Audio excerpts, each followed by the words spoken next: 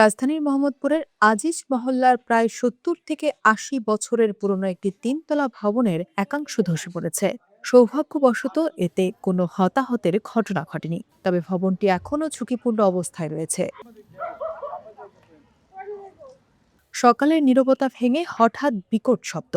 সকাল ৮টা থেকে ৯টার মধ্যে রাজধানীর মোহাম্মদপুরের আজিজ মহল্লার এই পুরনো ভবনের একাংশ ধসে পড়ে। ভাগ্য ভালো ঘটনাটি সকালে ঘটায় বড় ধরনের দুর্ঘটনা এড়ানো গেছে, তবে মুহূর্তেই ছড়িয়ে পড়ে আতঙ্ক।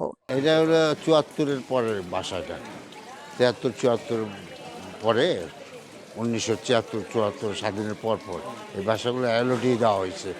হ্যাঁ, জয়েন্ট কোয়ার্টার হিসাবে এলওডি সরকারি বাসা এগুলো এলওডি দেওয়া হয়েছে, পরে সবাই এইখানে কিনে নিচ্ছে। অনেক পুরনো, আজকে না হইলেও তো প্রায় ৭৪, ৭২, ৭৪, ৭৪, ৭৫ থেকে মোটামুটি হ্যাঁ এইরকমই হবে। ঊর্ধ্ব হয়ে গেছে প্রত্যেকটা বাড়ি। ৯ বছর ছিলাম এখানে। ৯ বছর থাইকে আমি রুম ছেড়ে চলে গেছিলাম। তারপরে আমি আবার ফিরে এই বাসায় আসছি কেন, যে বাড়িওয়ালা ভালো ছিল এই কারণে আসি। পরে আমার বাড়িওয়ালা বাড়ি আরেকজনের কাছে বেচে লেগেছে। বেচার কারণে মনে করেন ভিতরে আবার ভাঙছে, ফাটল দোষ। আমার বউ ওয়াইফ রানতে আছে, বাড়ির উপর থেকেই পড়ে গেল দাম করে। ভাগ্যবালা কোনো ক্ষয়ক্ষতি হয় নাই। এর আগে আমরা রুম ছেড়ে চলে আসি, কোনো নিরাপত্তা নেই। কারণ যেহেতু আমরাও দেখে ছেড়ে দিছি, আমার ওয়াইফের শৈলে পড়তে পারতো, পড়ে নাই। পাকঘর অবস্থা খারাপ আছে এখনও। আপনারা ভিতরে দেখলে, ভিডিও করলে বুঝতে পারবেন যে ভিতরের কন্ডিশন কী। পাকঘরে তো জান না থাকে, হিসাব করছে যে এত পয়সা এত টাকাতে ভাড়া এখানে নাই, অনেক ভাড়া এই এলাকায়। এই কারণে কম পয়সা এখানে থাকতেছে। ৬,৮০০ টাকা রুম ভাড়া, এক একটা রুম। বছরের পর বছর সংস্কার না হওয়ায় ভবনটি যেন মৃত্যু ফাঁদে পরিণত হয়েছে। দেয়ালের বিভিন্ন স্থানে বড় বড় ফাটল, ভেতরের রডে মরিচা, কোথাও কোথাও কংক্রিট খসে পড়েছে।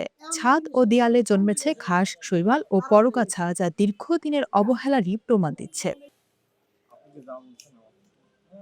তিনতলা এই ভবনে রয়েছে ১৮টি কক্ষ। এর মধ্যে প্রায় ১০টি পরিবার এখনো বসবাস করছে। ঘটনার পর প্রশাসনের পক্ষ থেকে সবাইকে দ্রুত ভবন ছেড়ে নিরাপদ স্থানে চলে যাওয়ার নির্দেশ দেওয়া হয়েছে। ঘটনাস্থল পরিদর্শন করছে পুলিশ। যদিও কোনো হতাহতের ঘটনা ঘটেনি, তবুও পুরো ভবনটিকে অত্যন্ত ঝুঁকিপূর্ণ বলেই মনে করছেন এলাকাবাসী। এটা সকালে পড়ছে, নিরাপত্তা পাইছে। যদি দুপুরবেলা পড়তো তাহলে নিরাপত্তা থাকতো না।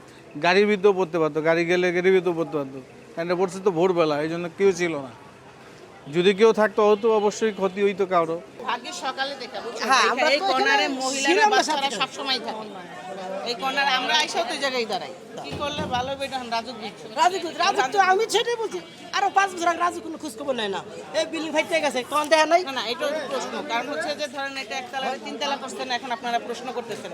এটা যে একতলা থেকে তিনতলা, এটা তো আরো 20 বছর আগে থেকে আছে, তো তখন কেন রাজুক দেখে নাই? মিনিমাম 80 বছর। 80 বছর পাকিস্তান প্লেয়ারের বাড়ি হিসাবে কথা বুঝেন তো, এইসব বয়স কত আছে? স্বাধীনতার পর থেকে কত বছর পূর্ণ যুগ করবেন, এরপর কত বছর জানি না ভাইয়া। ওইসব করলে আমরা বসতে আমি আসছি ধরেন 12 থেকে 15 বছর আইসা তো দেখছি, কিন্তু সবার মুখে শুনি যে এটা অনেক আগের বাড়ি। স্থানীয়দের দাবি, ভবনটি বহু বছর ধরে জরাজীর্ণ অবস্থায় রয়েছে। তাদের আশঙ্কা, ঘটনাটি যদি সকাল নয় বরং দুপুর কিংবা সন্ধ্যায় ঘটত, তাহলে বড় ধরনের প্রাণহানির ঘটনা ঘটতে পারত। এগুলো হচ্ছে মনে করেন সরকার থেকে কিনা, আমার আব্বা ছিল প্রশাসনিক কর্মকর্তা, সরকার থেকেই কিনা।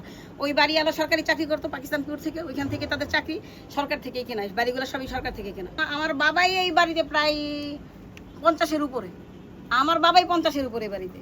তার আগে আপনারা যখন শুনেছেন, আপনাদের কত বছর হতে পারে এই বাড়ির বয়স? অত সঠিক আমি বলতে পারবো না, তবে আমার জন্ম এই বাড়িতে, আমার জন্ম এই বাড়িতে। আমাদের বাড়িতে বলা হয়ে গেছে যে আমরা বাড়ি ভাঙবো, আপনারা বাসা দেখতে থাকেন, চিকিৎসা করেন, যে সবার বলা হয়ে গেছে। আমার তো মনে হয় যে আপনার আজকেই বের করে দেওয়া উচিত, যে না আমার এই বাড়িতে আপনারা এই থাকবেন না। মুহূর্তে তো মনে করেন যে একটা মানুষের বলে বাড়ি কিন্তু হেলে পড়েন। আপনি যে বলছেন, আপনি দেখেন শুধু সানসেটের ওই জায়গাটাই, আর আমরা বলছি ওরা সবাই দেখতেছে, ওরা চলে যাবে, বুঝছেন না? আর বললেই কিন্তু একটা মানুষের জিনিসপত্র আছে কোথায় যায় উঠবে, বলার সাথে সাথেই তো 7-8টা পরিবার কোথাও বেরিয়ে চলে যেতে পারে। কিন্তু আপনারা টুলেট দিয়ে রেখেছেন কেন? হ্যাঁ, টুলেট আমি না, ওই যে ওই বাড়িওয়ালার ওরা ওই যে মালিক তো আরেক মালিক যারা আছে ওনারা টুলেট দিচ্ছে।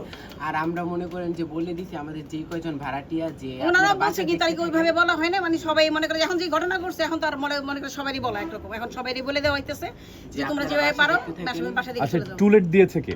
টুলেট দিয়েছে ওই আরেক বাড়িওয়ালা, সেই। তাকে আপনারা বারণ করেন নাই?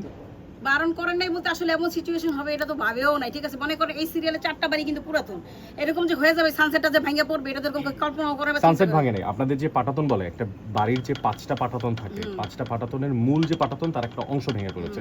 এটা কিন্তু একটা ভুল তথ্য দেওয়া হচ্ছে বারবার করেছে, সানসেট ভেঙে পড়েছে। কারণই সেটা না, এটা তো আপনি জানেন। স্থানীয়দের ভাষ্য, একসময় সরকারি কর্মচারীরা সরকারের কাছ থেকে ভবনটি কিনে নেয়, এরপর আর কখনো বড় ধরনের সংস্কার করা হয়নি। কম ভাড়ার কারণে নিম্ন আয়ের পরিবারগুলো এখনো ঝুঁকি নিয়েই বসবাস করছে এখানে। তাই প্রশ্ন উঠেছে, আর কত অবহেলার পর নড়েচড়ে বসবে সংশ্লিষ্ট কর্তৃপক্ষ? যে ভবনটির একাংশ ধসে পড়েছে সেটিতে এখনো সব পরিবারই বসবাস করছে। প্রশাসন বাসিন্দাদের দ্রুত সরে যেতে বললেও বিকল্প বাসা না থাকায় কেউ এখনো ভবন ছাড়তে পারেননি। এলাকাবাসীর দাবি, এমন ঝুঁকিপূর্ণ পুরনো ভবনগুলো দ্রুত শনাক্ত করে প্রয়োজনীয় ব্যবস্থা না নিলে ভবিষ্যতে আরও বড় দুর্ঘটনা ঘটতে পারে।